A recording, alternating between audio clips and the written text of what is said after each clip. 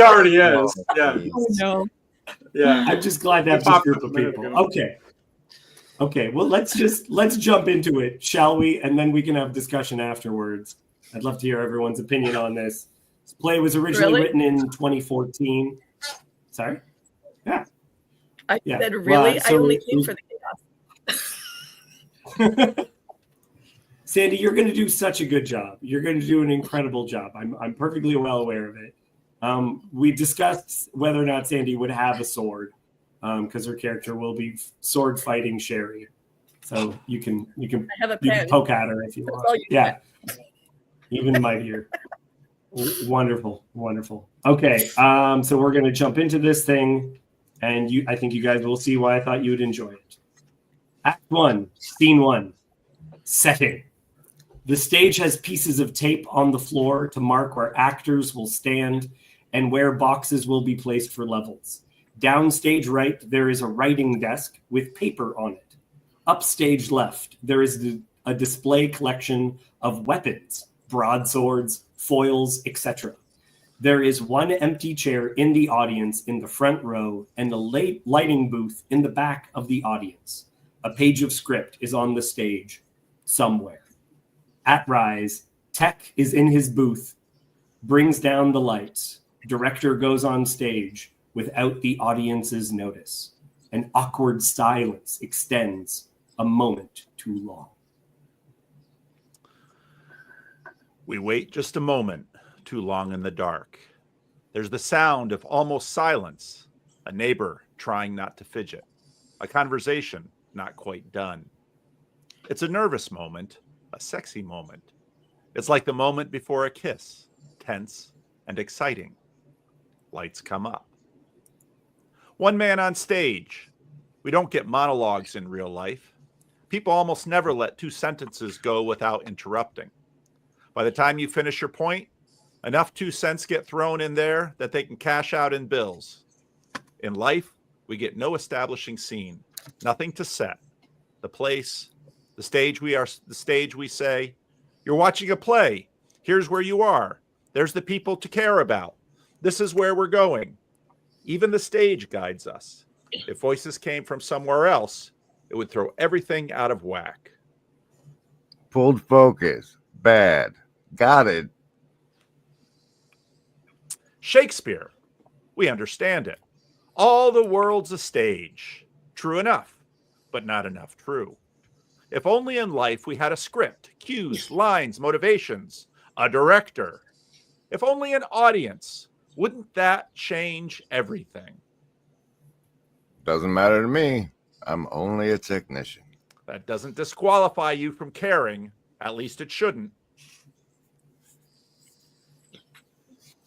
Tech walks down to the stage, checking the details of everything, puts the blocks in place, and makes sure the lights are working. Should or shouldn't. The banter amuses you and your audience, but I'm not one for meaning. You say lights come up, I push a button, and the lights come up. I watch this thing too many times for anyone to be amused by it. I get off on pushing that button, making it all work. You mean come to life? No, you mean come to life. To you, it's alive. To me, it's a fun, well-oiled machine. You're a dog handler. I'm more a mechanic. Dog handler, eh? Well, that explains all the bitching. And the heavy petting. Please.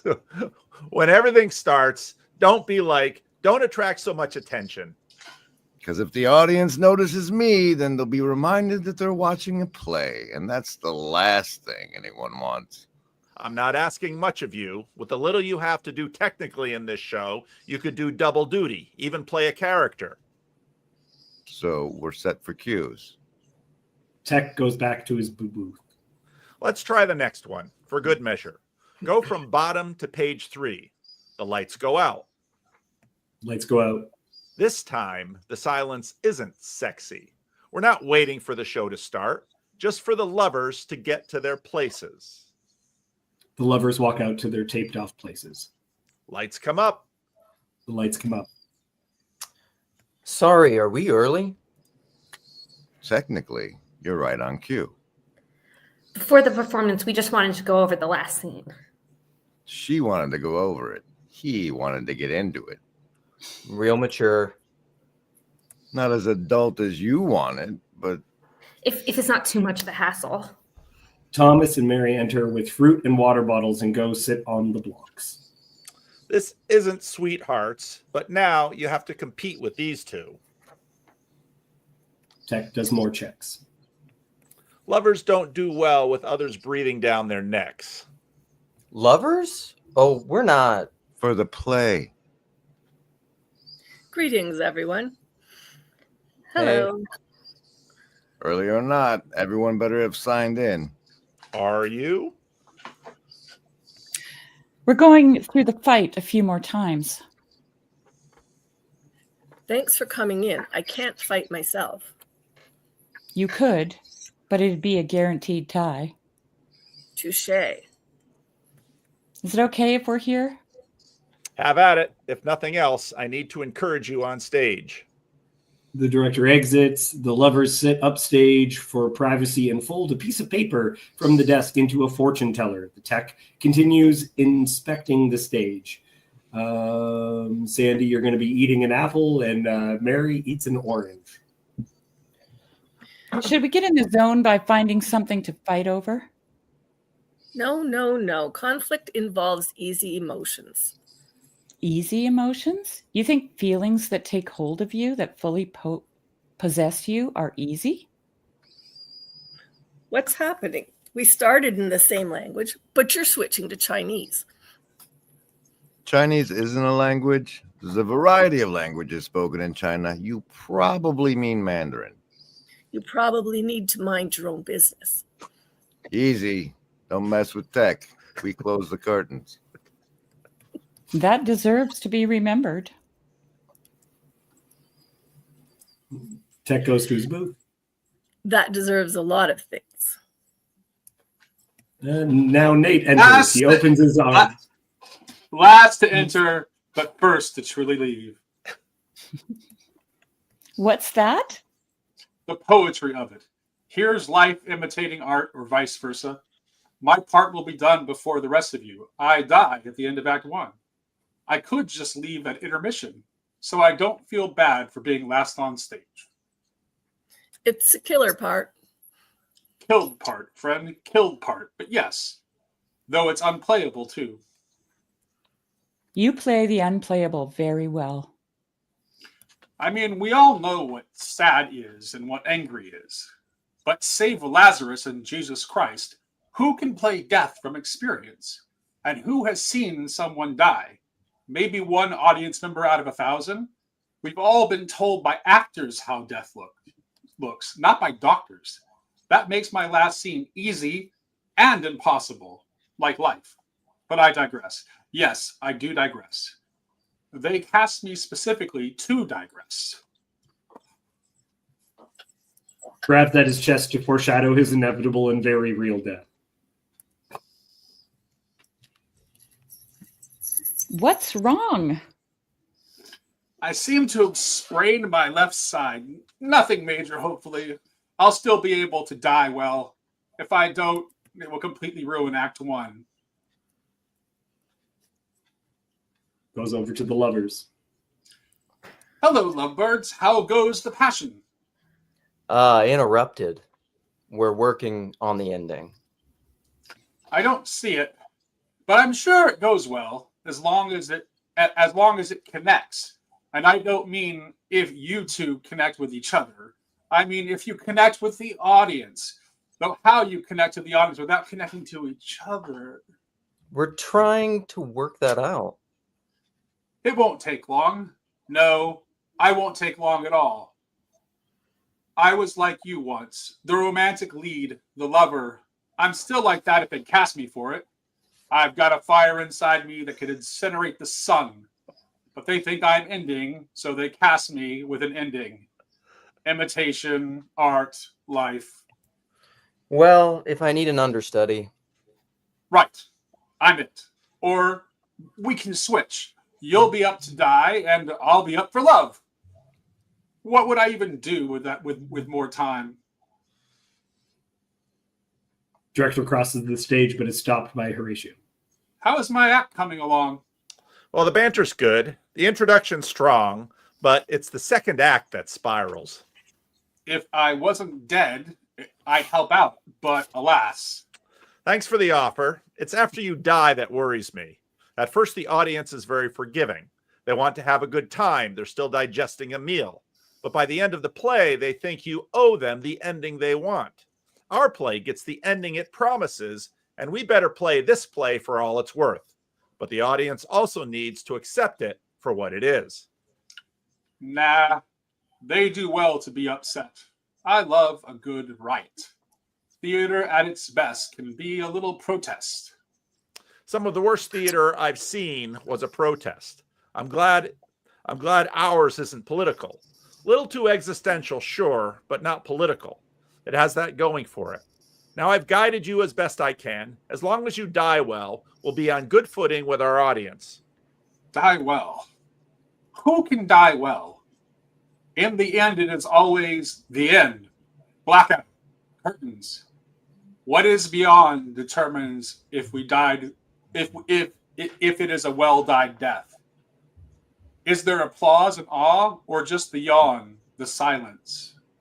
I once saw an old lover's grandfather moments after he had died. It was before the funeral director could clean him up. I couldn't look like that. He was so dead, so very dead. He sucked the life right out of the room. Do I dare dream of dying in this manner for the audience? It would kill their idea of death. We do not have the nerve for it. Maybe I do. Act 2, you're on your own. But mercy me, I'm ahead of myself and worn out. I'm going to lie down backstage. Exits. Tet comes on stage. Is he always so Dramatic? He's an actor. Being dramatic is the insanity we demand of them. I need to see the death scene. I know what you mean. It gets to me too. Wow, directing must be exhausting. To put so much effort into completely inventing people's motives. I need to check the lighting. I care about the lighting, not the actors, not deaths. Lighting. So go get him. Tech exit. Director crosses, and they're getting ready with their swords. Didn't they use these swords for that production of Mackers?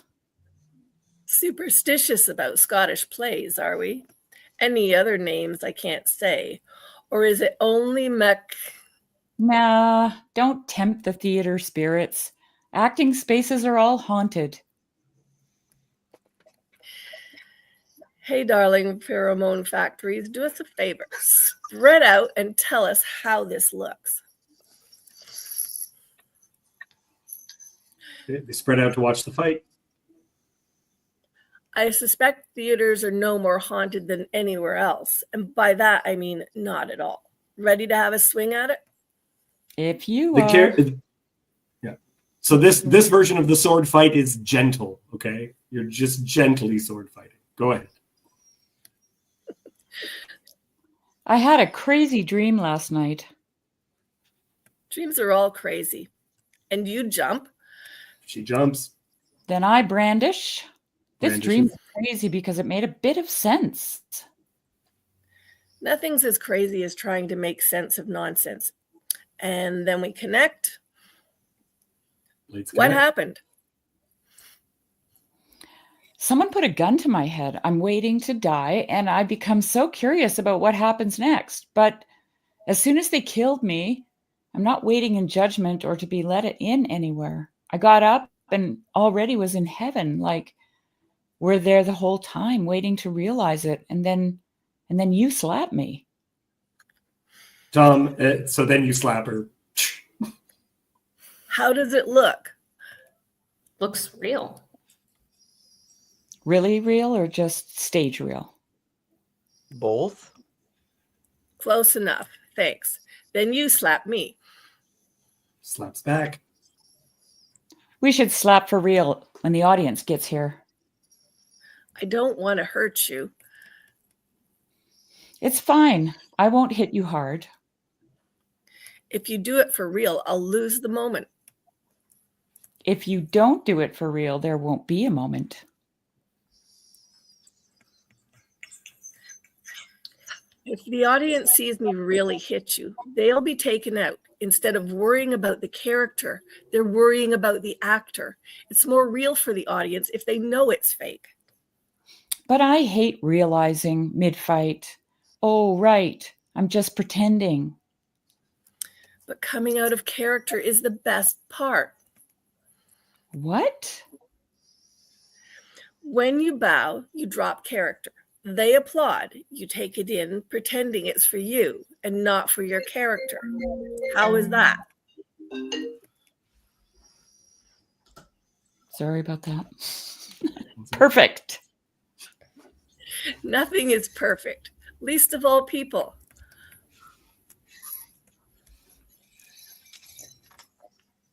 Tell true. him. Tell him. It's true. Great job. You're being too nice to be telling the truth. But thanks for trying to be objective. Is there a part that doesn't feel real? That's what I'm saying. It isn't. We are acting while we're up here.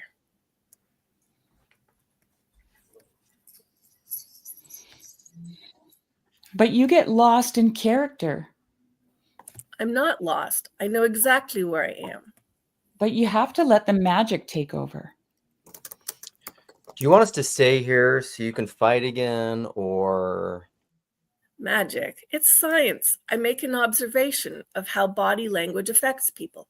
I duplicate it on stage, and I reliably get the same reaction from the audience. Feels good to me. Thanks. Are people that calculated in life? I try to be.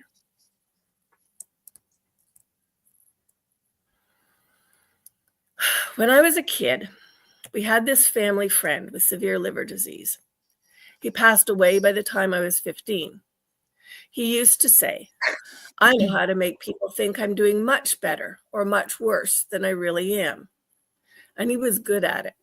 He kept us from worrying or tricked us into worrying too much, depending on what he wanted. It shouldn't be fake. Certainly it isn't real. People want to be tricked. It's real to me.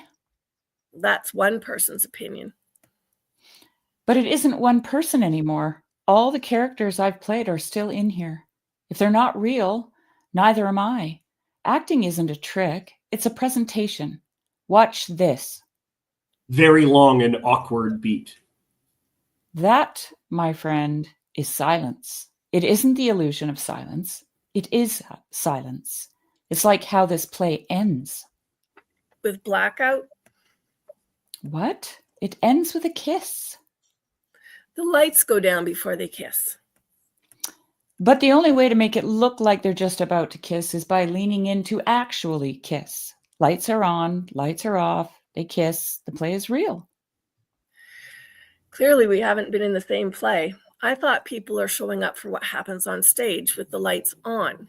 You feel people are showing up to guess what happens backstage in the dark. How was the show you saw? It was amazing. You have no idea what we didn't see. Join me backstage? I mean, it is where you think everything interesting happens, right?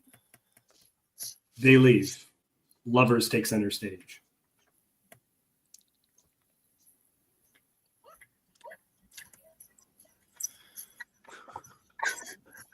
Sorry. Baby's Juliet's a crying. mom. Romeo, run. Sorry, what page are we on? Bottom of 17. Bottom of 17. And for those just joining us, we're reading the play. Finally. Juliet has to attend to her baby.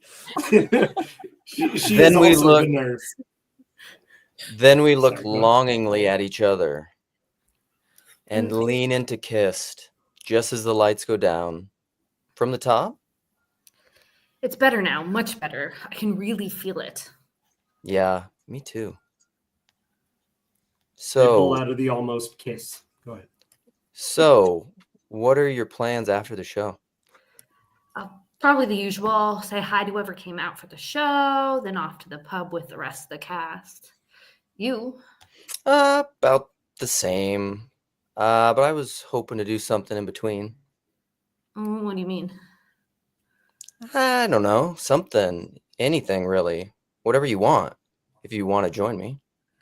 Yeah, that sounds lovely. It does? And to be clear, Absolutely. Clear. what's clear? Oh, I thought you wanted to make yourself clear. No, I want Right, you. right. Do you? Well, I was wondering, my Oh, fault. sorry. You. No, you. No, I'm dying to know. Well, I know there's something called a stage crush, showmance, but it's a stage crush. It's a real crush. It's whatever it is. I want to go there. I want there to be something more here, more than what happens on stage and in this theater. I probably should have waited until after the show, because if you say no, this is terribly awkward. But I don't think I'm alone in this. I don't think the chemistry is just for the show. I think it's real. That you want me as much as that you want as much as me to get out of here, and for this to keep going, to still exist in a week from now, in the tingle of right now. What do you say? Clear enough? Yeah, that's nice and clear. And I'd love to. I think it was pretty obvious, but if we're making everything formal, nothing would make me happier. You've made the whole thing worth so much more to me. I don't want that to stop. That's why we're here now, isn't it? In this play? No, that's why we're working on the scene. We're fine for the show. It's that we want to practice at this, at being something. Yeah, I guess it is. Never mind. What? I wrote you a poem. A poem? Can I read it? You want to? Do you have it? I have to find it. I thought that if I were too keen, I'd snuff this out, that it'd never be real. But it is real. I hope so. What's the poem about? It's about us not acting, but that love would make its way off stage. I can't wait to hear it. I'll go and find it before we warm up. It will be a warm up for us as lovers. After a long look, they leave in opposite directions. Tech and a costumed Nate enter together. Show me. The whole monologue, or just where I stand. I don't care so much about the play than you. I care so much less about the play than you people believe. Do you know what I care about? Cues. I'm a sucker for a good cue and a well-timed light. Do whatever you want, but I only need you to show me where you stand. The time is short, and even now, running out on us. It is too much. Too much. Too much. Too ready to burst. And what will it burst with? I am dead. I can see it. Darkness. I can hear it. Silence. I know it's there. Nothing. Dreadful. Dreadful. Nothing. I slip away. I slip. All right, that's good. Great. Thank you. But Thank you. I was about to die. Yeah, and You said you didn't care. I don't. You're a walking contradiction. And that's why I sit down so much. You're trying to be funny. Wrong. I'm being clever. May I die already? So impatient. I've been rehearsing long enough. We've all been practicing dying since birth. Is this page of script yours? A single page of it? Yeah, I found it while doing my last few checks. Is it for this play? It's for page 13. Page 13 of what? Is it or is it not the play we are performing? How would I know? You could look. Stop pretending it's unknowable and find an answer. It's for within a play. You're trying to be funny again. I have no patience left for you trying to be meta or clever. The play you're all performing is trying so hard to be meta and clever, and you seem to like that absurdity well enough. Yes, but when I die, it isn't played for laughs. I'm the dramatic center. And I'm the only one here that doesn't think they're special. Director Could you Andrews? teach this Crichton some respect for our craft? You're the one who hates plays about plays while performing one. I don't perform for cheap laughs. Plays about plays are wonderful, though sometimes they can be Too much like plays? a little too self-aware and pedantic. The word pedantic is pedantic. What the? This is in the script. What is? Please, one play at a time. But I found a page of a script. We're characters in it, and what we're saying right now is dialogue in it. Grabs at his chest to foreshadow his inevitable and very real death. Stop it! It's not my fault.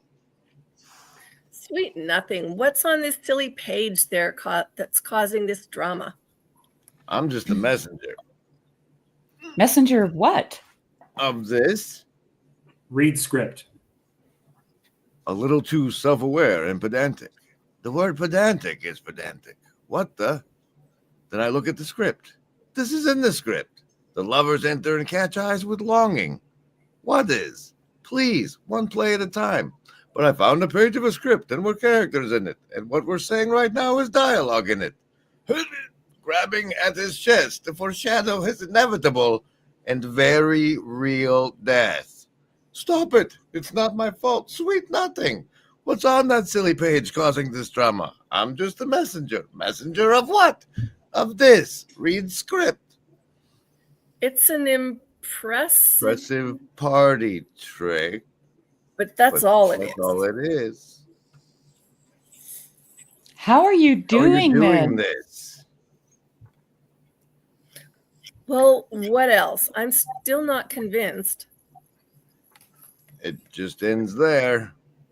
Ends where? Well, what else? I'm still not convinced.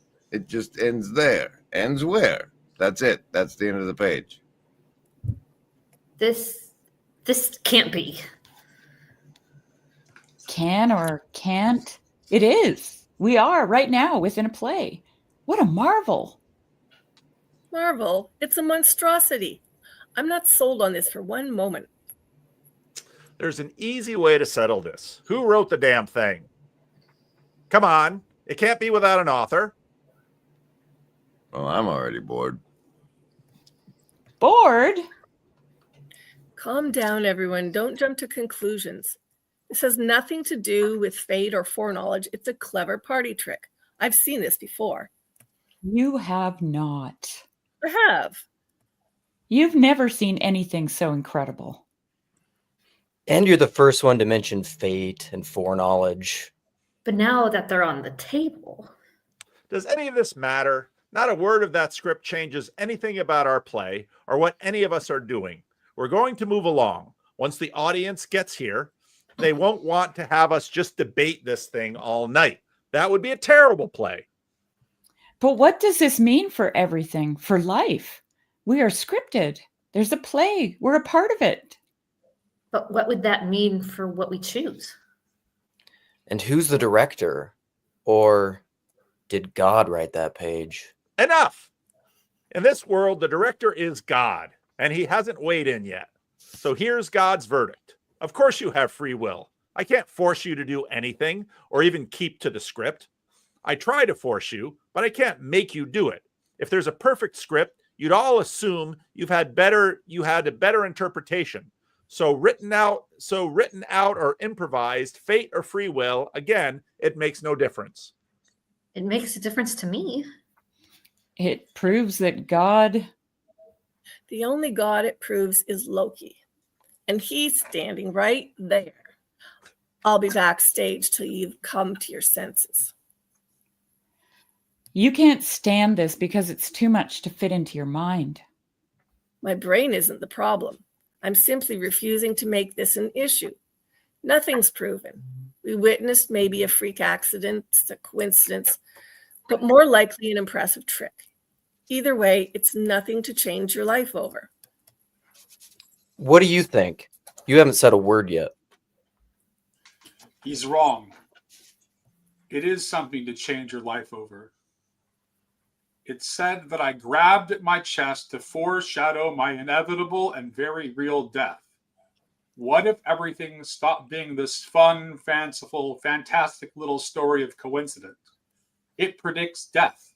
What if no backstage chatter, no wings where I'm alive? It's just real death waiting. I know you're getting older, but is right before warm-ups the time to worry about death? I'm at an age where I can worry about nearly anything at any time. I'm tired. I'm going to lie down. Well, everyone take 5, take 10, take whatever long you bloody well need. That was amazing. Absolutely fantastic. It sure was something. You're afraid? It did many things to me, but I'm not scared. I have concerns. I'm connecting the dots. That's disappointing. I thought I'd be too much of a distraction. But that's exactly what's wrong. This can only be good news. We're meant to be together. But it didn't just say that we exist or that we looked at each other. It said That we looked with longing. right. Longing isn't a blocking direction. It's a feeling. Our feelings are scripted. That page knew about us before we announced it to the cast. Maybe it knew before we did. That's okay.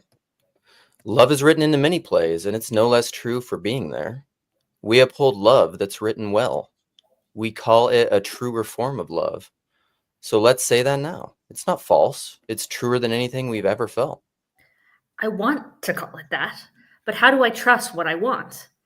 We're written as lovers, so of course we want each other. We make promises. We exchange poems written too early with promises that aren't lasting. We make monologues about love, but the words don't make love true. Only time will say if there's truth in love. But time has been in minutes, not hours. Oh no, that sounded like a line. When I was writing my poem, I had that same thought, but it made me happy. Happy? Happiness, love, want, it isn't something from inside of us. It's coming from a page. Can real love exist without choice?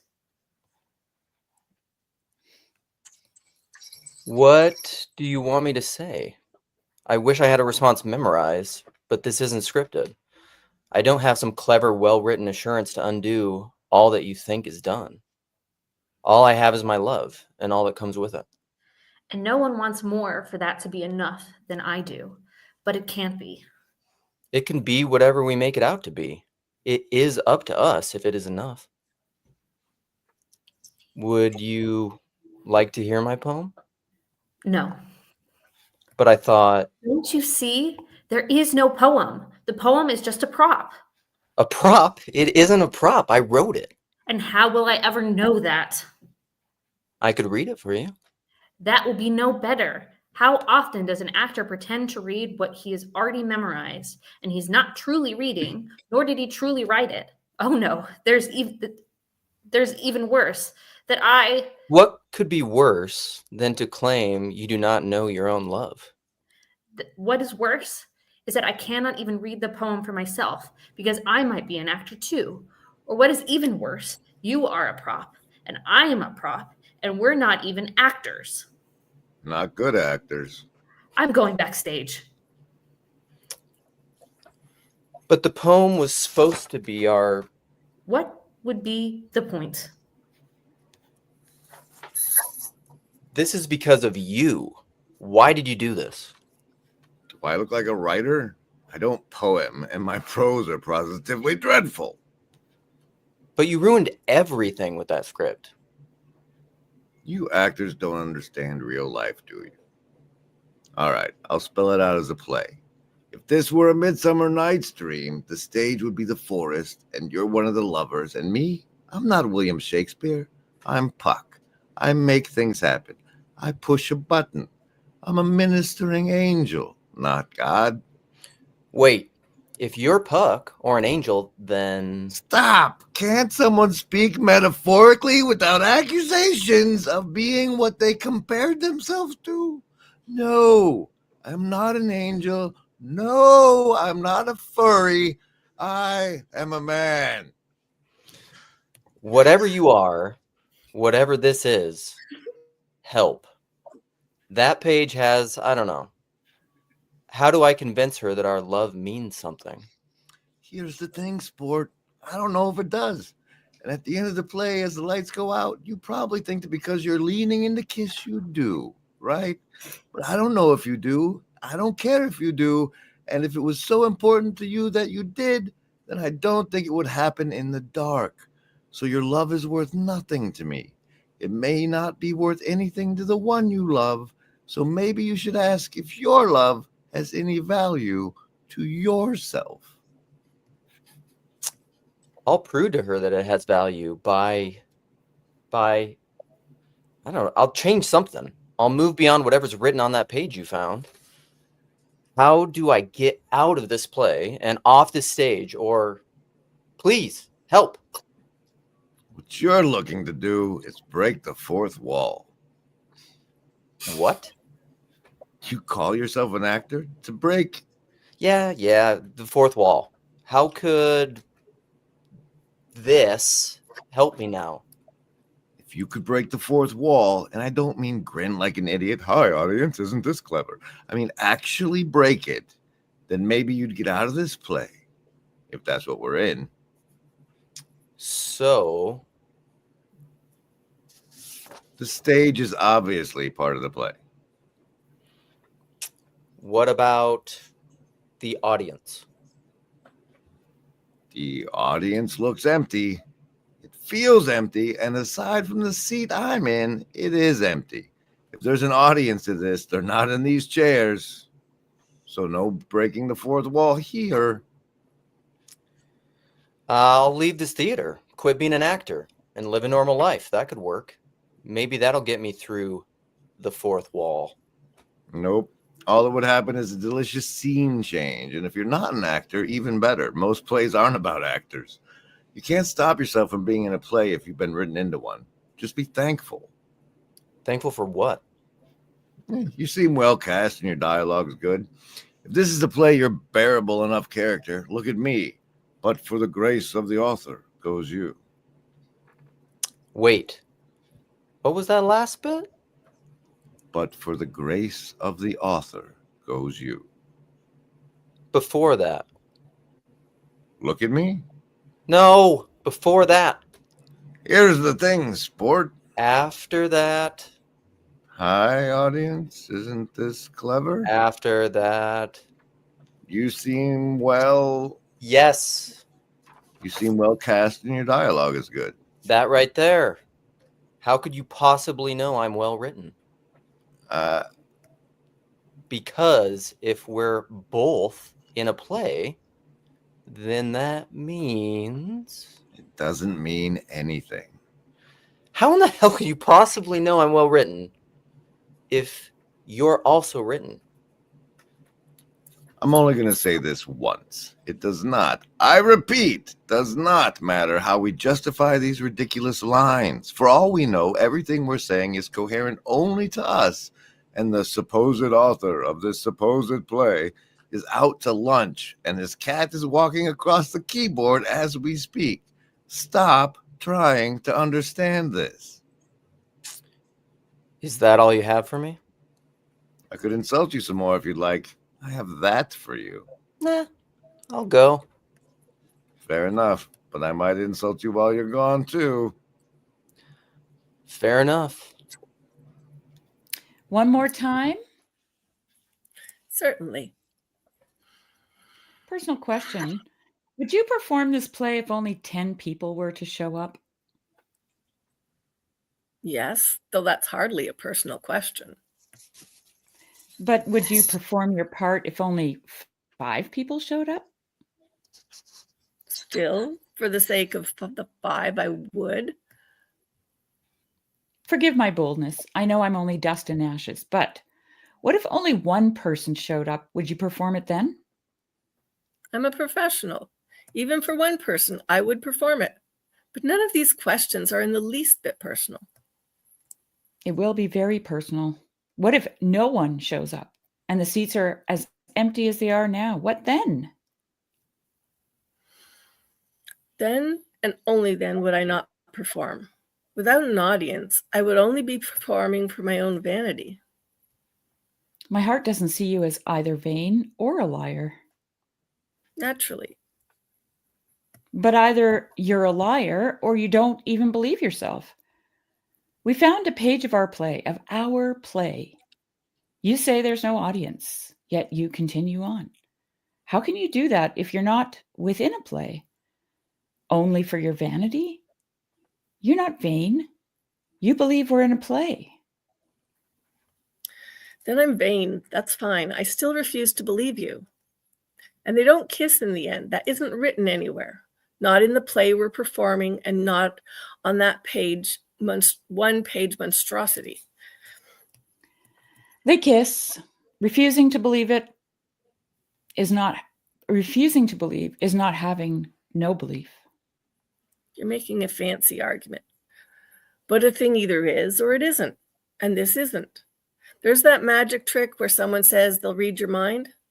My ex's nephew was obsessed with it. He'd ask you to think of a country, a color, an animal. You think you're picking for yourself, but all along he's influenced you. So that you said orange, kangaroo, Australia. We didn't find a book. It was a couple of coincidences. One page. One page is all it takes. For you, yes, but not for me. And what about him? Oh, sorry. What about another page? You found another page? Nope. But please, let us know if you do. Listen to me. That idiot isn't a prophet. We're not performing in a play. How many times do you think he tried this before? Where he had a prediction, but when we said something different from his page, he simply didn't pretend to find it. Don't let him make you into the fool he is. We're actors, on-stage people. Don't let this backstage baboon win. Actors. Do you believe I'm gullible? I believe that you don't want to have this conversation with me. But you believe in something. Sweetie, I neither know why the lines are there, nor do I care what they mean. I just follow along, and you should do the same. But I won't just follow along. And yet you think you're following a script? Stop.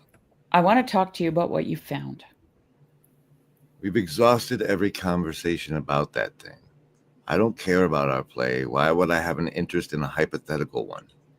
Because you're in this thing too? Please.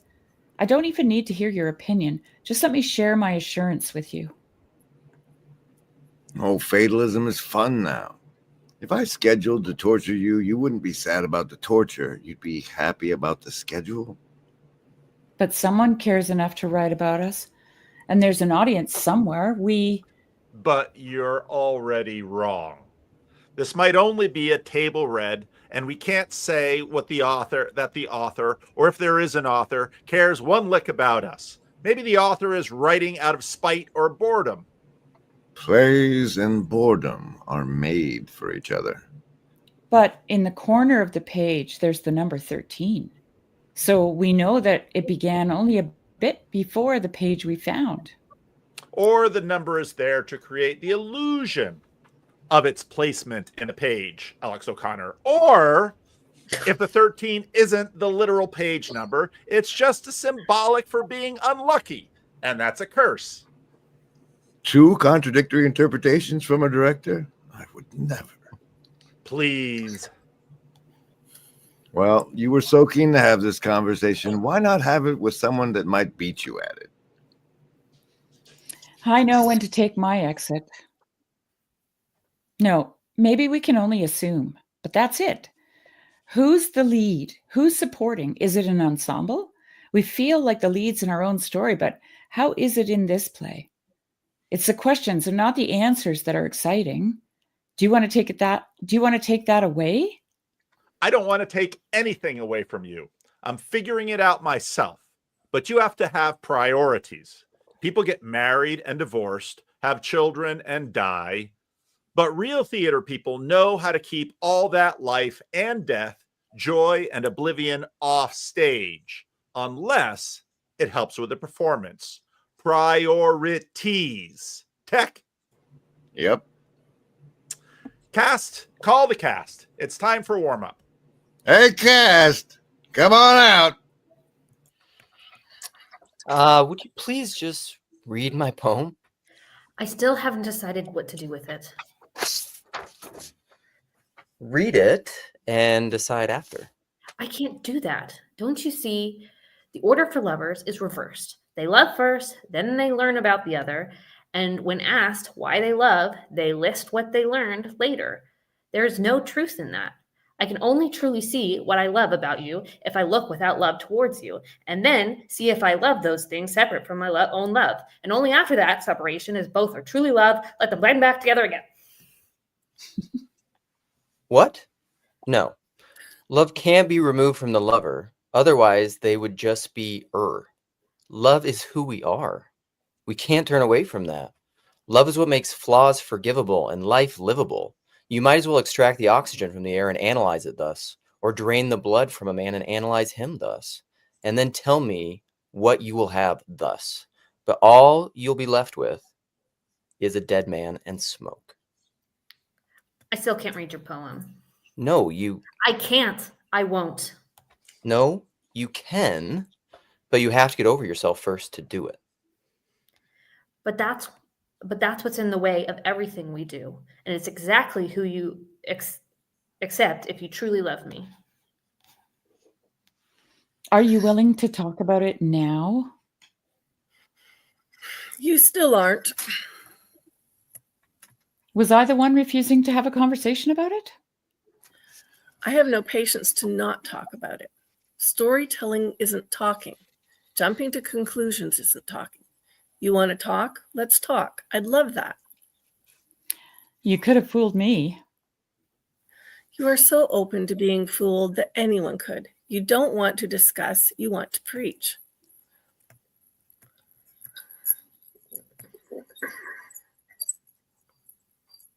I've come for warm-up, and much needed it is. I'm as cold as a corpse. My heart is pumping ice. It isn't a virtue to close your heart. It isn't logical to label coincidences as facts. I don't. Well, I do. It doesn't seem worth it, does it? If it were a good part or a good play, it would be. And it'd be worth it to be part of something more. And the poetry of it, imitation, art, life. If it isn't for something more, then it's just haunting nothing. That would be enough to kill you. If only it was more than imitation. The time is short, and even now running out on us. It is too much. Too much. Too much. Too ready to burst. All right, not another word about that blasted script. After this, we'll break and you can talk about it then.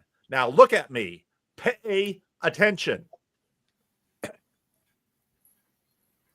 Red leather, yellow leather, red leather, yellow leather, red leather, yellow leather, red leather, red leather, yellow leather. Yellow leather. The big black bug bit the big black bear, and the big black bear bled blood. Ready? All of us. The big, big black, black bug bear bit bit the big big black black bear, and big and the black big bear black bled bear blood. bled blood. The hearse with the curse will burst. Ready? The The hearse hearse with the curse curse will will burst. burst. The The hearse hearse with the curse will will burst. burst. And what will it burst with? I'm dead. I can see it. Darkness. I can hear it. Silence. I know it's there. Nothing. Dreadful. Dreadful. Nothing. I slip away. I slip.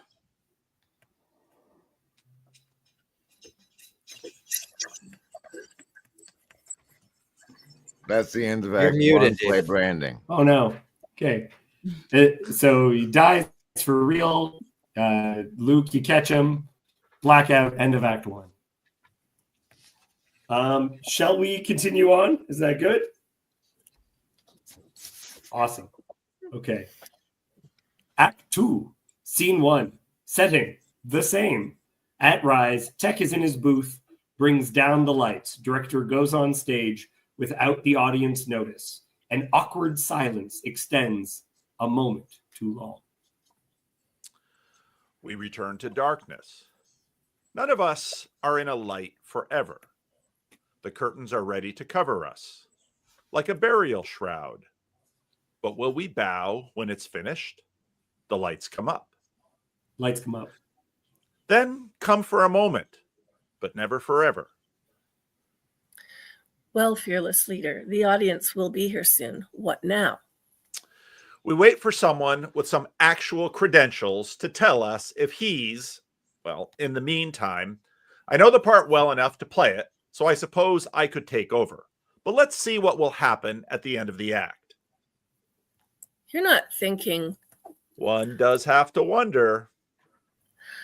I don't have to do anything, least of all wonder.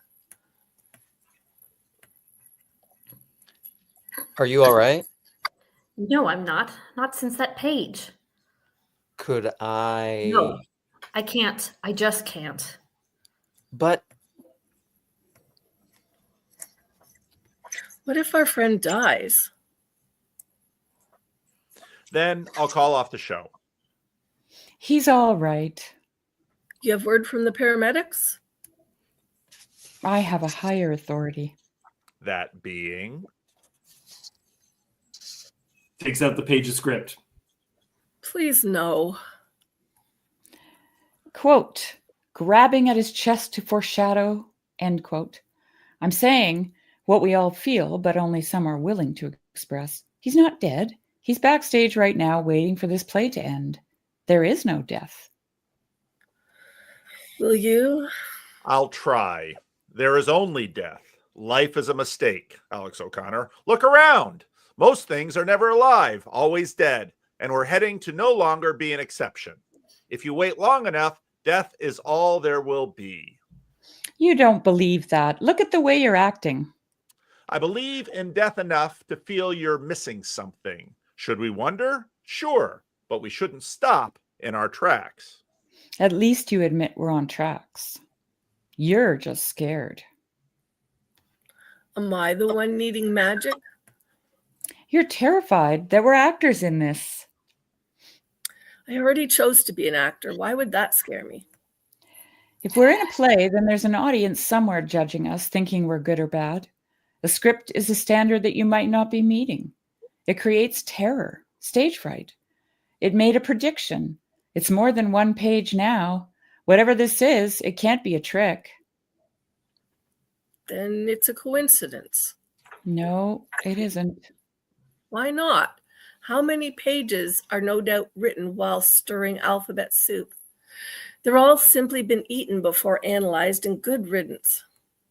That's crazy. You wouldn't believe it was important even if every spoonful of soup had a message for you?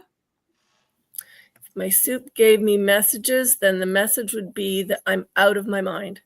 Thinking you're crazy can be a sensible thing to think. You'd have to be insane to listen to a soup essay, and you're insane to think we're the creation of some author. That page is an accident or a trick, or we're crazy. We're anything but in a play. We are at least within a play. Okay, why are you talking to us? So you'll listen to your hearts. To convince us that we're scripted. Yes. So right now, you're part of this play? Definitely. So this is dialogue. I'm scripted too. You are. So then I'm written to disagree with you by your beloved author, which means you can't convince me. So again, why are you talking to us? Damn it. You're hopeless. I'll find someone who foresees this as good news. We cannot die. He is only off stage until curtain call. Have it your way then. Quote, to foreshadow his inevitable and very real death. End quote. Even your own nonsense says real death. Real death. No, he cannot die.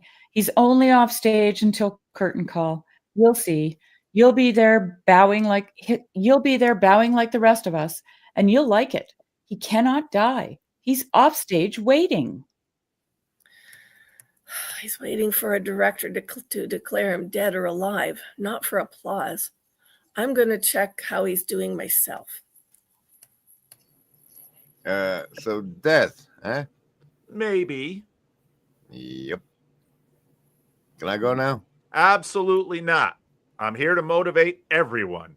If we give up, then there's no chance. Admit it. We're done. Over my dead body.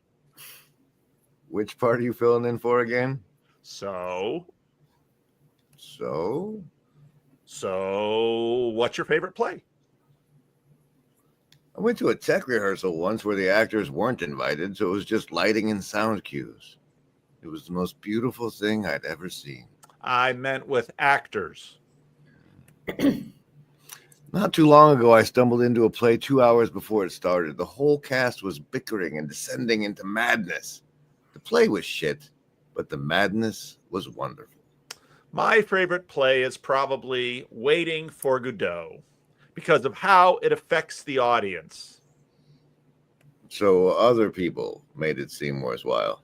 The beginning and the ending shake them up so hard.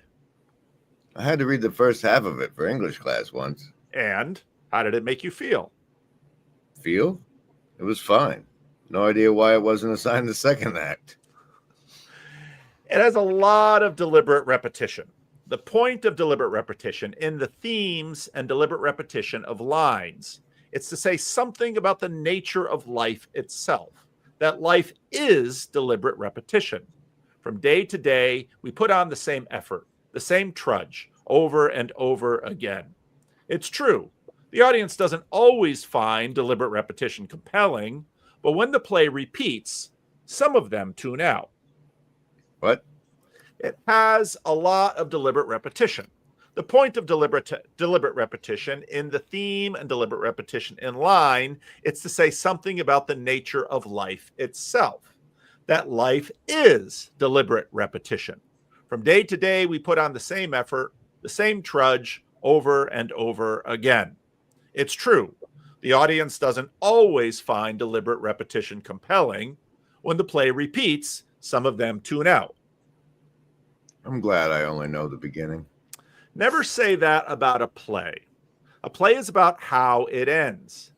Everything comes together or falls apart or reveals itself for what it is at the end. A play with a bad ending is a bad play, even if it was a good play before the bad ending. At least the second act has the decency to be shorter, and after a nap, too.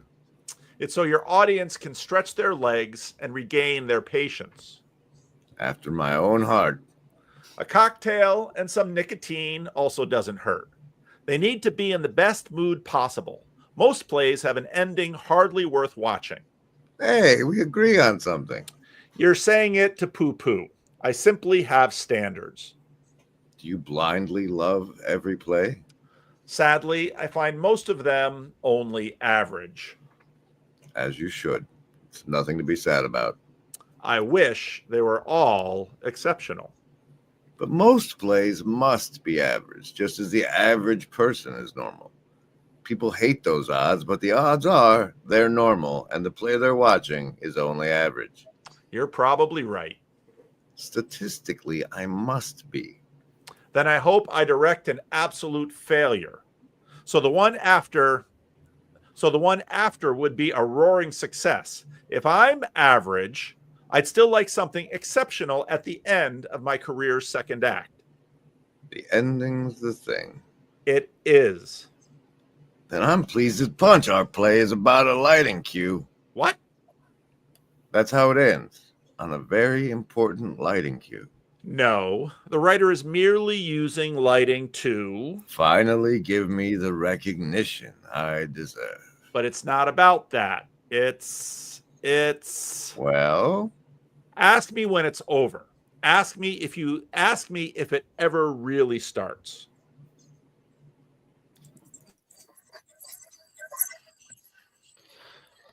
I don't care if you believe. I'm in agony. Just pretend. How would you break the fourth wall? This is your problem?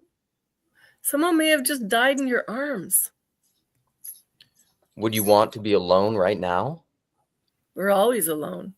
You'd be better off drinking the pain away. I tried that already. Didn't work.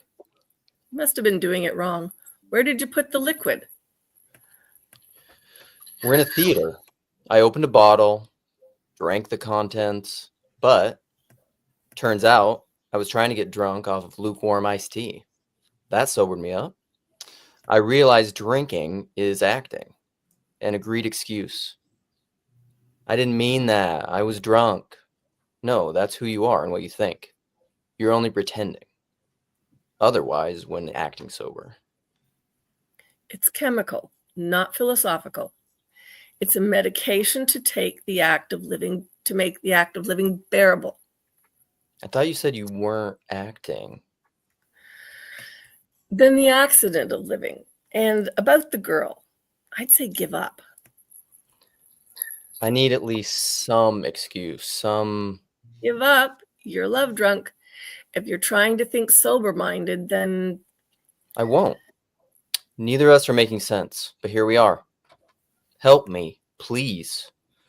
We've barely begun, and this nightmare is tearing us apart. No us. We suffer alone. We die alone. You caught our friend as he died, but he's too dead to know that. Makes no difference to him. You think she'll change that for you? There's more than that inside of you. There's experience with the inevitable. I know about probability and patterns, be it about death or divorce. Do you know how fighting works? Well enough. Look, you can love being simple or actually listen. Believe. Fine. Let's hear it. Did you have a good first fight? I don't want to fight at all. That doesn't happen. Not in any love I've observed, lasting or otherwise. And belief has never spared anyone for even 1 millisecond from... But I was hoping... If you want my help, then I'm asserting that the pattern starts in your first fight. Every other fight is a rehash. We aren't objective enough to see that every time we fight, someone says it's the same as the time before. Nothing's resolved until you see that pattern, the rule. It's like owing. Discover every debt, pay it to the last penny, because you never escape the owing. We want to be exceptions to the rule. No one wants to learn the rule itself. Well, I learn the rules for everything. There are even rules in plays and stories. So do you want to get past? Find out what you're owing. Steer into that skid. Stop pretending the skid doesn't exist. That's how accidents happen. That's how I learned. Ha, ha, ha. How can you say that? Like accidents are an exception when now you believe everything is an accident or a trick? Ignore her. Test it out. Hello. Hi. How are? Did you? Oh, my fault. Sorry. How are you? I am. Me too. For now.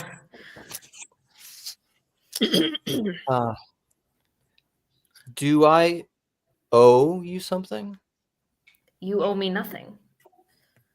It feels like something. You said our feelings and ourselves are what we need to get over. What can we do? Nothing. We're star-crossed lovers. Yeah, we're written in the stars. What? Star-crossed is bad. Just because stars are involved doesn't. We don't get what we want, no matter how much we want it. What do I say?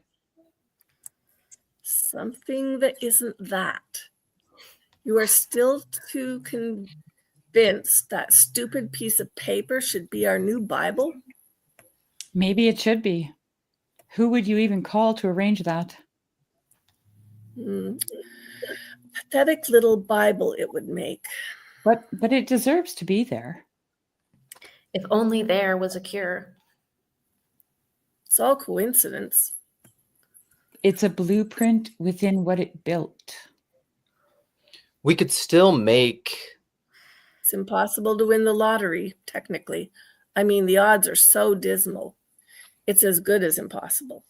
But all the time, someone wins it. There seems no right or logic, but it happens. We're gambling right now. Everything is impossible if you actually think about it. Is there even a chance that? This is an accident against accidents. I'm not amazed because of how confusing it is, but because it makes sense. That does make sense. A mountain could be an accident, but a painting of a mountain, never. Haven't you heard? 1 million chimpanzees on typewriters would write a Shakespeare play if you gave them enough time. And the page we found, a chimp could turn that crap out in a weekend. So you believe in Shakespeare, even if the job could be done by monkeys? Apes. They're apes, not monkeys. Chimps are apes, just like us. I see that now. And why did our friend die? Do you see that? He didn't die. What if he did? Then it was for us, so that we could take this seriously. People really die. I'm not bitter about that. Do you know why? Because there's no one to blame. If there's anyone to be held responsible, then it's fine if our friend died for no good reason, because there's no good reason to die. But if he died for any reason, then there's no goodness at all, and all death is actually murder. So you got rid of bitterness, and it only cost all your joy. None of these arguments are helping anyone. There's a pattern, too. I loved him once. You still do, but no story worth telling has love being easy. You seem to know a lot about this. I'm trying. But what can we know? We're idiots in respect to a piece of paper. Why is being scripted so good to you? Why is it so bad to you? But what could a relationship mean if we're actors in a play? It would intensify things. No, it diminishes them. Honey, have you ever been in a play? I've had better friends in plays than I have in life. The problem is, months or years after the performances, you see someone from that play and it isn't the same. You need the play going on for it to be what it is. You end up reminiscing because life outside a play is barely even alive. But if we're in a play and it's about to end, and we all bow out and die with our parts done, then we'll be so much less to each other. There's no reason to love. It won't listen to your arguments. Our hearts do what they do, with or without your permission. Why do we love so willingly in the shadow of this dying world? The play is ending, not dying. It's paralyzing, is what it is. Paralyzing? We're not written to stay still. Act, move, choose, believe. You loved him because you can't stay still. It's a cyclone. Your choice is what winds to catch up. Your choice is what wins to catch in your sails. You'll be torn apart if you don't catch something. Maybe you're headed for the rocks. Maybe you're exactly on course. If you're questioning it, fine, but move like you don't doubt. That's the only way forward. It's easy for you to say you don't. It isn't easy for me. You don't know how much pain I have. You think I'm immune to tragedy? I'm not. I was no less present when our friend collapsed. But you always choose something. Refusing to choose destroys you just as harshly as the wrong choice.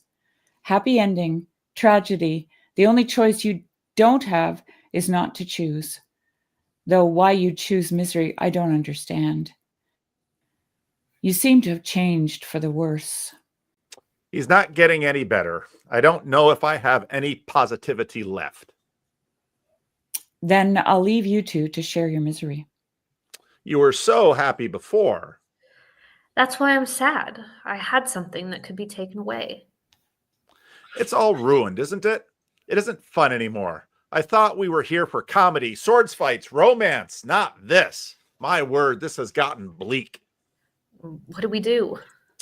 We could start telling more jokes, but no, that won't make anything better. I'm not in a mood for it now. Should I have called the show off the moment we fell? Here I am, refusing to let it go, to let it be over, dragging it out. I thought maybe theater, art could make tragedy bearable. Certainly doesn't make it any less inevitable. The audience is not going to be happy with this. They shouldn't be surprised. It's the world we live in. I suppose we have to keep living in it. The problem is people are coming here to have a good time, to laugh, to forget, not to come face to face with this. What do I say? It's killing me. It's killing all of us. All of us have to choose something. I'm still here. Oh, so you are. Didn't know you were there or anywhere. Really, I'm surprised you're still alive. Time is short enough. Why should mine be shortened? I'm just surprised someone hasn't taken it upon themselves to find out what happens once this play is over. Curiosity can so easily get the best of us. You're so profane. You'll joke about this? My tone is the same on all topics, and I'm not joking. Mocking, then. I ridicule the ridiculous. Life and death aren't a joke. Yes, these questions are so important you might kill yourself to find the answer. Or no, you're saying it's not that serious. I didn't. Yes, you take death very seriously, but you haven't, even mentioned the effect one of the actors being dead would have on you. I know, you're very busy trying to figure out if you can somehow find the will to like a boy. Why do you bother me? For the same reason you let me, even if it's only negativity and bitterness. If it's shared, then it's still a connection. Do you know that anyone would go insane if they were merely left alone for long enough? Maddening fact, that is. Grave times like these, best not to be alone.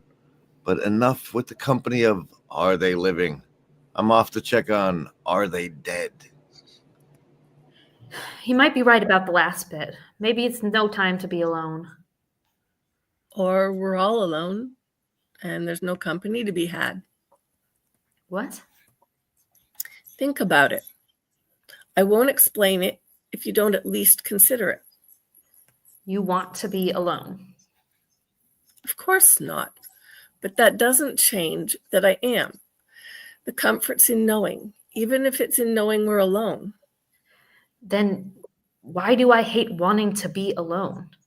If we're from nothing and for nothing, you'd think we'd be used to it. Yet you're swaying towards isolation too. Maybe I'm wrong. Wait, let me explain to you how we know we are all alone. You only want to explain it to me because by me being there, you'll feel less alone. I won't help you lie to yourself. I won't lie to myself anymore either. Have another monologue if you want, but I know what I have to do. I've made my decision. Now I really am alone.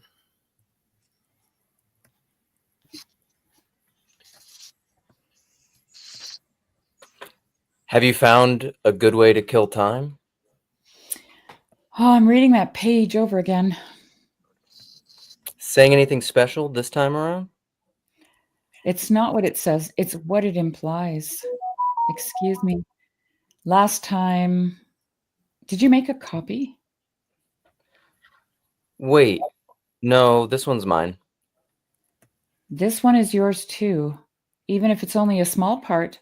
Is that page about this one? It's about my feelings, or how I felt. Do you want to read it? No. You're reading that This one's different because you care about the author? because this one's real. You haven't even read mine. It's as real as yours. It might even be more real. Has it happened? On paper, It isn't real. one piece of paper isn't more real than another. These words came out of mouths. If words stay on pages, then they're separate from us, living in some paper world, because this one's real. If our lives don't match this script now, if what's inside doesn't come out, then we're hypocrites. Once words really happen, even if you have a small part, you're part of something bigger, something real. This is something bigger. Read it. Say it or it isn't real. It's nothing if it doesn't happen. That's my only copy. What did I do? What if I did that to yours? It's more important that it happened. You're all shredding me and calling it surgery. Was I against you? What does your belief do? You think your audience right now is cheering? You only know the truth in a way that annihilates. There are words as lovely as true. You're always on about characters living inside of you. This here isn't a character you want inside. Not without something redemptive.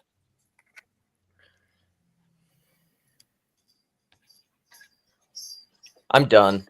I'm getting rid of this costume. Please don't do that. That's your costume. Until I take it off. That costume looks too much like the actor. Oh. Is this what a hypocrite would wear? Why so harsh? We're hypocrites. Ironic frauds, liars, cheats. Cheat out. That's what you say. Dig deep. Hollow yourself out. And what's left? Hollowness. We're barely more than costumes. If you're worried that's all you are, be more of a method actor. It's all real to them. I'm throwing this costume away. I need out of here. Maybe I'm still in character because I'm in costume. Nothing's as alive as it is here. Maybe that's how I'll break the fourth wall. Wait. For what? Someone else in the cast has already left his costume behind. Dead or not, at least he's out of this now. Left the theater of this existence, taken off the costume of his body. We can't know that yet.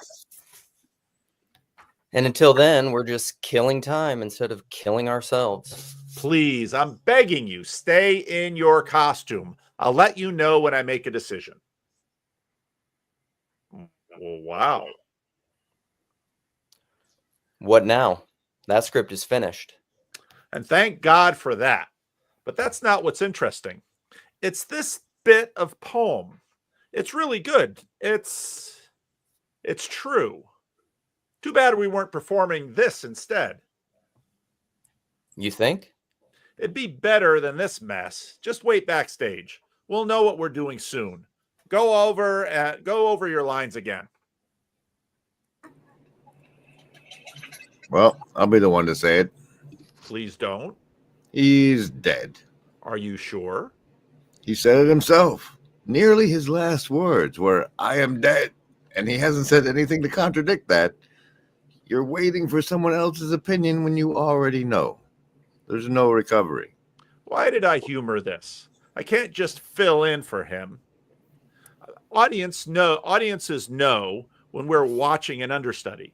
They reek of replacement, like a stepfather. I'm saying to myself, carry on. It's what he's always wanted. But is it coincidence that I'm saying what he'd want me to be in denial? House opens in a few minutes. Gotta land on something. It's worse than I took so long. The shock of death. It's hidden. Before dealing with death, I have to first remember, oh yeah, death is a thing. Only when the shock fades do we contend with what our destiny is, and only the wisest are able to embrace it. Shakespeare, he said, I know. All the world's a stage. True enough. But not enough true. It's the wings and the audience that concerns me most now. How will I get the audience's forgiveness? You could yell fire. That'd get them out pretty quick. It's not allowed. Plus, then they'll leave. But they still wouldn't forgive me. You could ask them for it.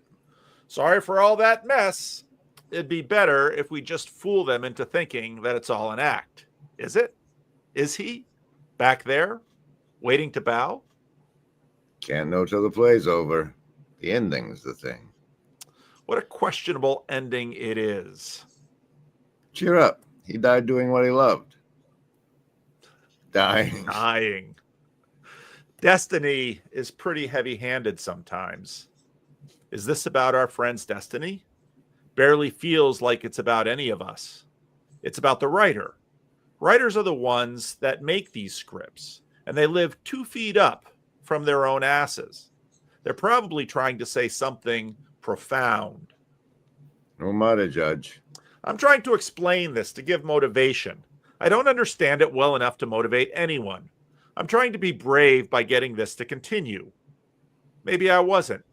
I'm a coward, refusing to let death affect the performance like it needs to. I just flip a switch. You can't keep talking in circles. Land on something. Gather the cast. It's time to tell them. I'm calling it all off. I'll get him. This theater will be without.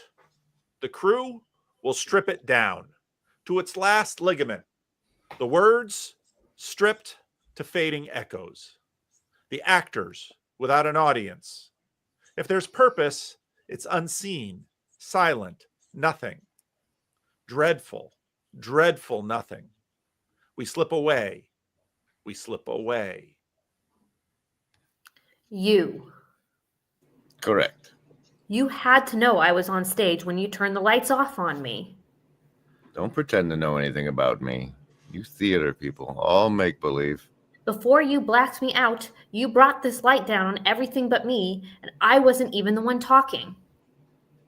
Why would I do a silly thing like that? It's not as though by lighting your face that it communicated how the words weren't about what she said, but about how they affected you. You have no idea how much of a dramatic punch I land when I turn off a light. You care. What? You're totally in the dark, dim-witted, unenlightened. You actors with your words, emotions, faces. And you? An audience only sees your face because of my lights. They sense emotions because of the tone I create. They hear your words because I understand acoustics. You care. About the lighting. You can't turn everything into a sham. You can't even convince yourself. You care about what lighting means. Whatever you say. Incredible. Everyone, gather around. I know that for someone who says we don't get monologues in real life, I can ramble. So I'll cut to it. Today's been hard. We have stared fate in the face. However you deal with it, it's your business. But one of those bits of fate is death. And that is not up for discussion. It just is.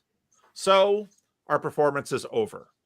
There is no play now, just talk of death and fate and the point of existence. Get out of here. Joke about it. Cry about it. Monologue, dialogue. Write the next scene yourselves. I wish you all the best. But there is nothing our little performance can do to ease these questions for anyone. So it's all off, all done. I hope you find some peace from all that we've spoken of. Denethor. I'm sorry if I was a bit much. I'm sorry if I wasn't enough. I am sorry for nothing, as I could do no other.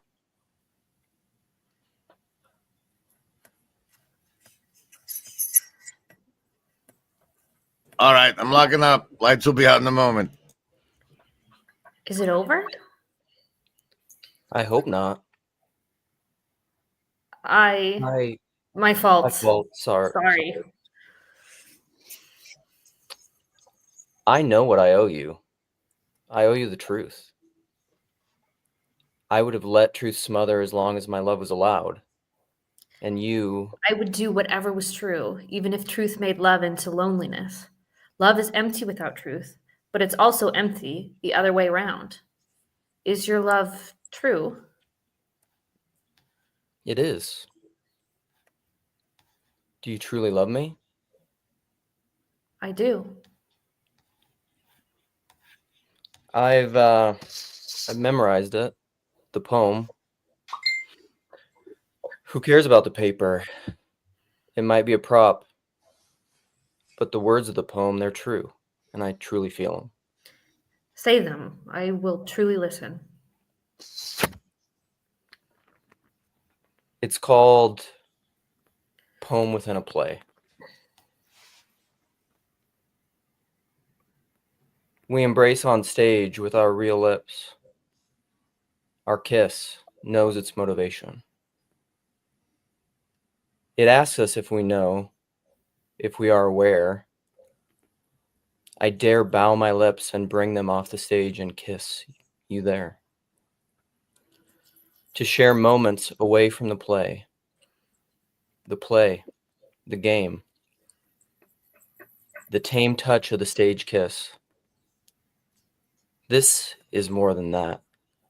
Take this poem, grow it in a garden as a seed. This is the start.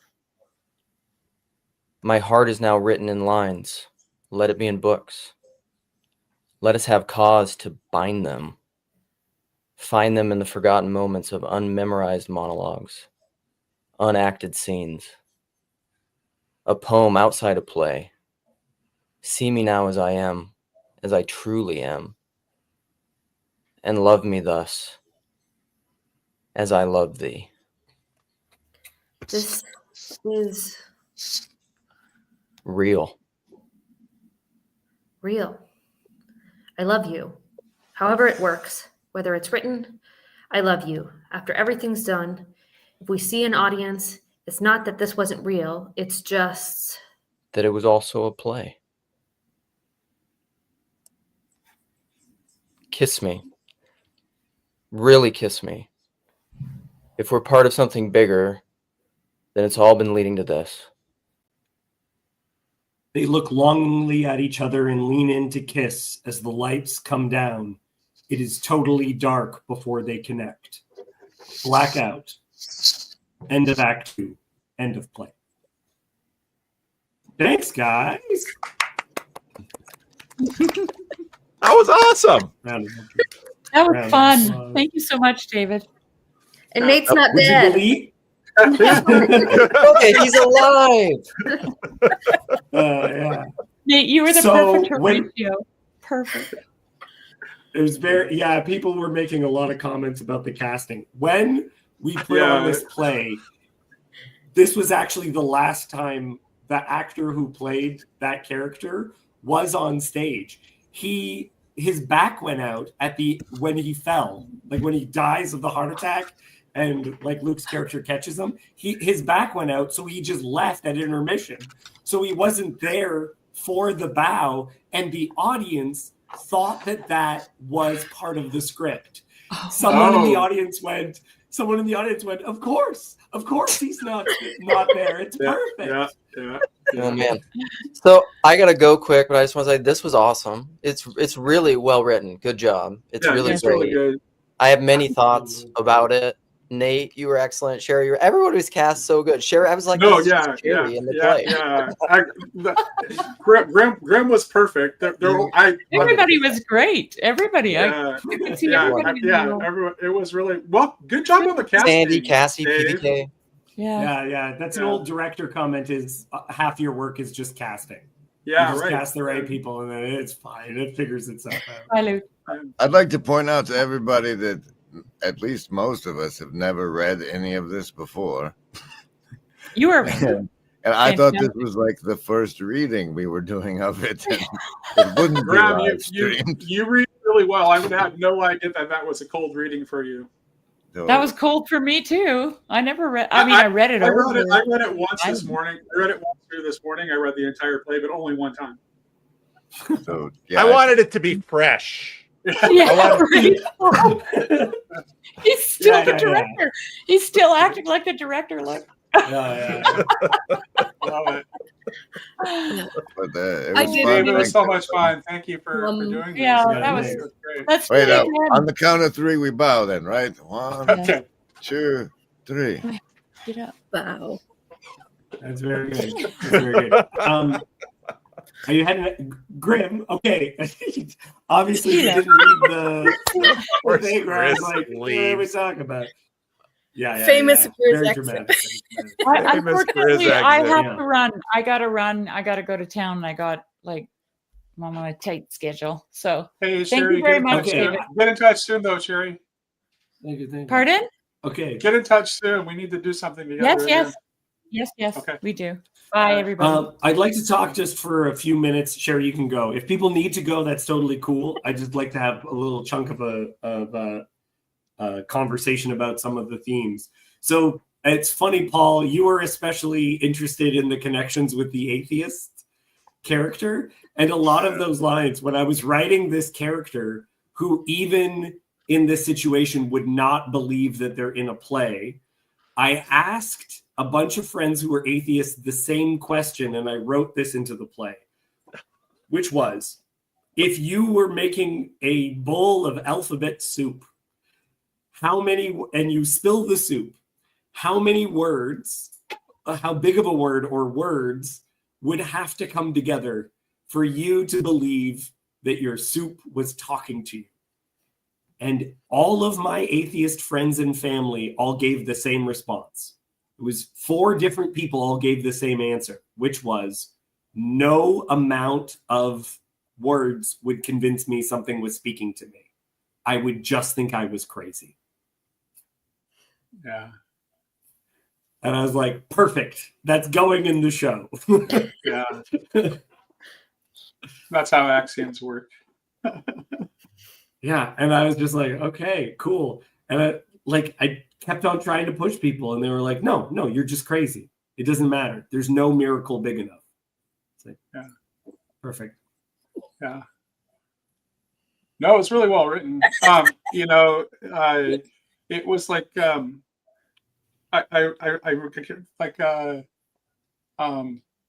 remember my ex-wife was a playwright too, and she got feedback. Like she had one of her plays was selected for a Kennedy Center Award. What one of the reviewers said about her play is that her dialogue sounded like what people would, rather than writing realistic dialogue, she wrote dialogue that sounded like what people would say if everybody were really clever and well educated, which isn't necessary. But she meant that as a compliment, though, because there's a way in which like naturalistic dialogue can be overvalued, and there's something to be said for writing really clever, smart, intelligent dialogue. So, and I think you did that here. Thank you very much. I am very much. I mean, I wrote a lot more poetry than I have plays. And I mean, like, if you just went word for word, words I've written more in poetry than I've written in scripts. And I don't care about the reality of it. I think it's totally fine to have elevated language and everything. And it's amazing how Shakespeare, which has like a meter and a rhyming scheme, can be, I don't know, can reach something higher and more true than something that is exactly the way a person speaks. Yeah. Absolutely. No, I thought it was really good. No, that's well said. I really appreciate that, Nate. And again, I think you get it, where it's just like, can it be real while also being like very, very fake? Because Exactly. even in the breaking of the fourth wall, I keep on calling attention. So it's very different to see it as an actual performance, because the audience is being told directly that they don't exist. Right. No one actually breaks the fourth wall to just look at the audience and do like moments like that. Instead, they keep on breaking the fourth wall by saying there is no audience and acting as though the audience isn't there and telling the audience that for a fact. Right. No, And at the very ending, when we did it, when the lights came down and they don't actually make contact when they kiss, every single night that we did a performance, the audience like sighed, like they were wanting them to kiss so bad, and then it didn't happen, and everyone was like, like it upset them. And I was like, I told you they weren't going to kiss. I told you over and over again that the lights would go out before they make contact, and still people had that response. Let me do a check-in with Cassidy and Sandy. Cassidy, any themes that kind of popped up as well? No, I liked it a lot. I think I'm still letting it sink in. I read through it briefly before, mostly just my parts, so that I wouldn't mess it up for you.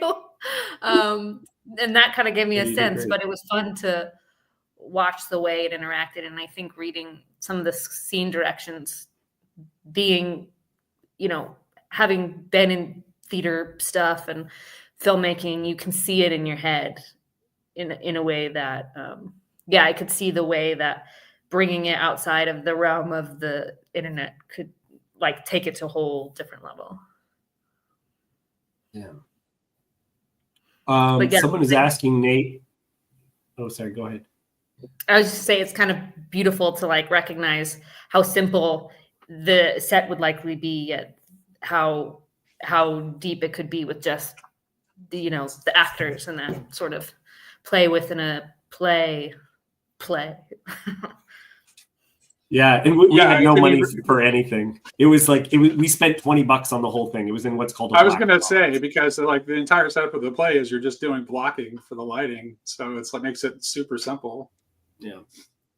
Tape on the ground. Yeah. Yeah.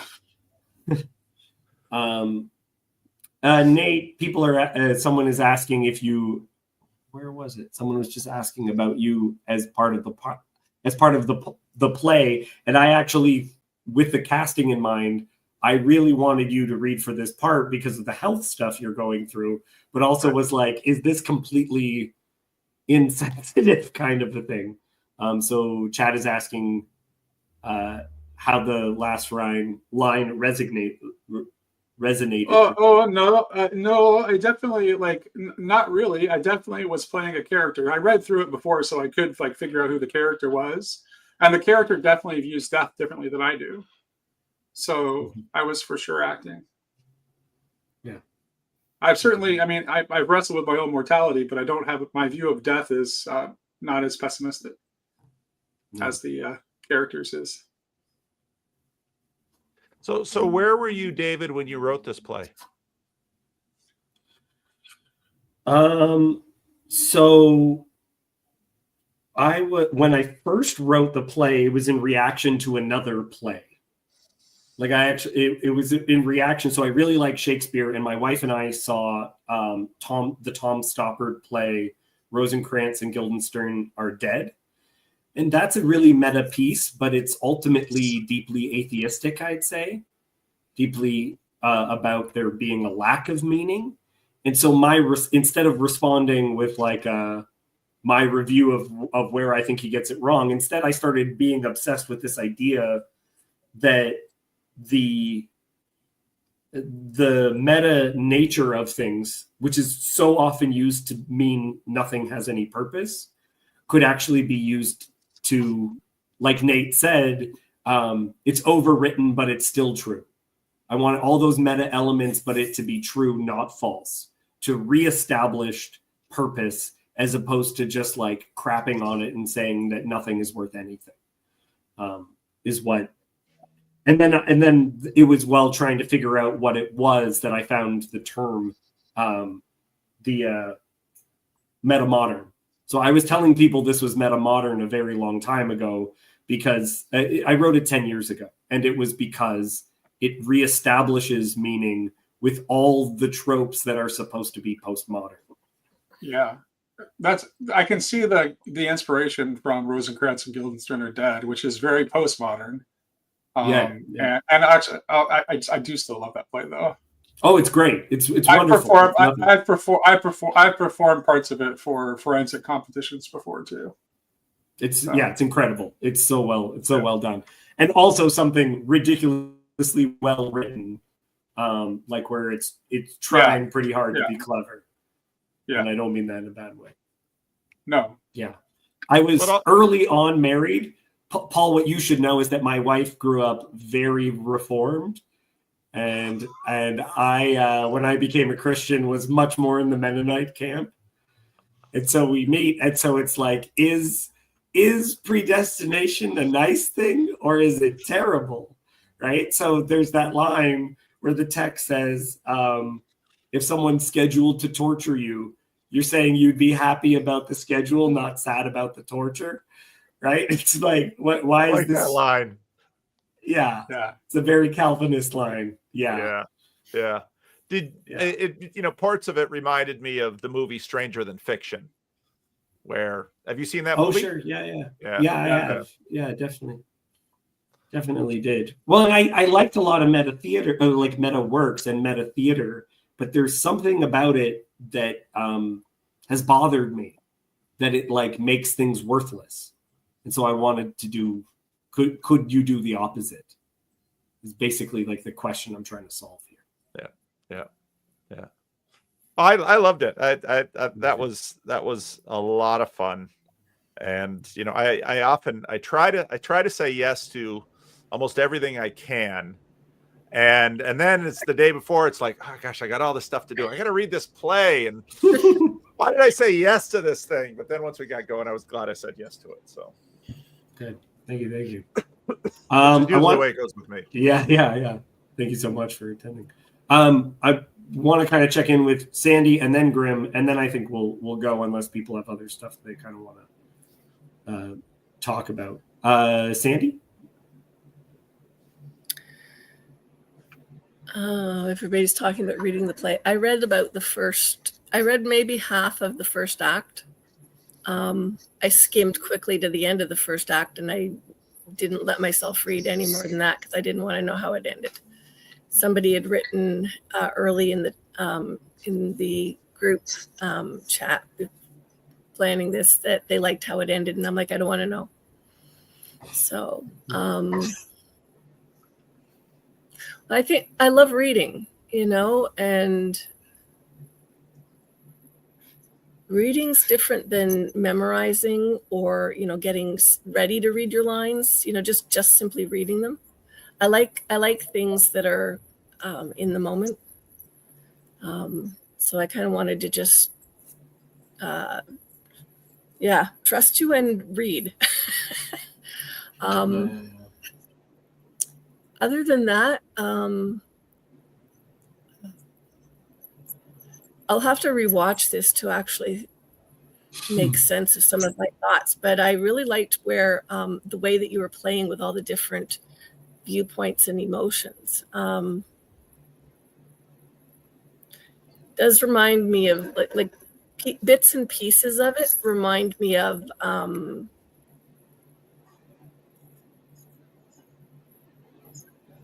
this is going to sound stupid, but so I lost Jack in 2021 and my mom died in 2022. And then my ex-husband died last year in February. So practically 3 years in a row, I've lost somebody. that was close to me in one respect or another. And so I was watching how all the different, because every single one of them hit me differently, or like the separation, staying was harder than separation. Separation was harder than death. Everything was kind of like with my ex, you captured so many different reactions.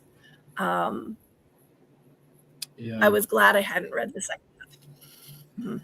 Well, and there's little bits about death that are written into the play that are my own personal experiences, which is I saw my ex-girlfriend's grandfather like 2 minutes after he died.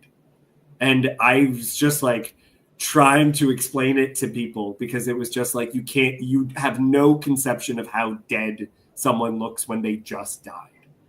Like his hands were like this, and his mouth was open and his eyes were rolled back, and it looked like his soul was pulled out of him.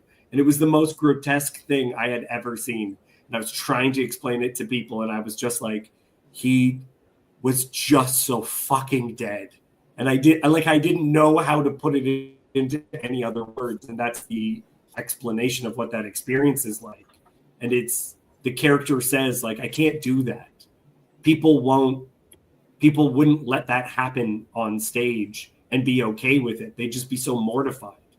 Like, you have to cut away. You kind of have to look away in order for people, like the audience, just to be okay and to move on. Yeah, that would be a weird thing. When people tell you they look like wax, they're lying. I mean, that's probably the closest you can get, but it isn't even remotely close, because wax has too much life in it. Like it's a sheen, it's a something. When my I lost 3 grandparents within 6 months when I was 12.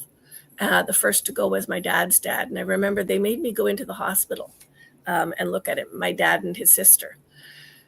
And it was bizarre. Like, no, he wasn't the first to go, actually, was he? Actually, no. He was the last of the 3 to go. That's so funny, but that really struck me. Each loss hits in a different way. But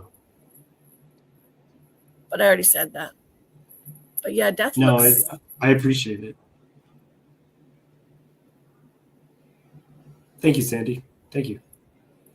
There's another story in there that I wondered if came from you, because the story had a little too much specificity, and I thought this has got to be from his life. So, I mean, it's a lot of me. We'll just say that it's different versions of my father. Like when I was growing up, my dad was one of the characters that I asked about the Super Bowl, right? Like I was an atheist for a period of time, and like, there's a little bit of all the characters and interactions in that stuff that have in one way or another really happened, despite how overwritten it all is. How many plays have you written? I don't know, like around 10, probably. Maybe more, but I think 10 ish. How many? That's the only one that's actually been performed. Oh, okay. It's the only one that actually. Oh no, sorry. There was another one that I wrote that was I did in high school. We know you have a phone call, Sandy. Hello.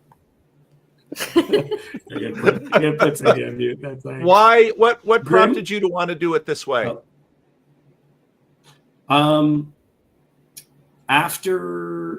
After being in the corner for a while, and there are conversations about breaking the fourth wall, it's kind of reappeared in my head after conversations about metamodernism, because I was like, I actually wrote a metamodern piece, and there was all these I'm friends with Matt C, and he saying stuff like, where's the art that our community is engaging in, not just like thinky talky, but actually like dramatic pieces. And I realized that like 2014, when I was trying to understand a lot of, like when I first wrote some of this stuff, I was beginning to watch some of the Jordan Peterson stuff that was just on TVO at that time. Like, he had not exploded at all. So I knew some of it just from being a Canadian, which is kind of odd. So there was a bunch of overlaps with the community, and it just felt like the right time, I guess. Yeah. Oh, I thought your timing was great. I thought it's a great project. I'm super glad I said yes. I just got this. I got this note from Bethel, and I think it's, as we were going through it, I was thinking, I'm really glad we're doing this for exactly those reasons that Matt noted. I got this. Bethel picked this up. She said, I found a sad comment while I was flipping through the Daily Wire stuff. This was left on the episode where Jordan eats dinner with Spencer Clavin in Athens. One of the most painful frustrations about these conversations is the inability to actually participate in them. The fact that they are dinner scenes is an especially apropos metaphor. In recent years, I completed my master's degree in philosophy, mainly because I thought perhaps then people would be willing to have conversations with me about the big questions. I am finding that is not at all the case. The harder I studied, the less and less anyone wanted to have a conversation with me. Now I am reduced to watching videos like this one and writing in my journal. If you watch this video after having not eaten all day, you will get a sense of what I mean. I am the street urchin with his nose pressed to the window, watching two learned people inside the house glut themselves on a feast of intellect and the soul. I can see the food, I can even smell it, and I imagine its taste on my tongue, but alas, it only increases the grumbling of my stomach. So I just Yeah. I regularly think about, okay, what am I doing? What are we doing? And Grizz, you were so earlier on this than most, and you too, Nate and Cassidy, that the purpose of all of this is so that we get to play, so that and I haven't done anything like this since high school.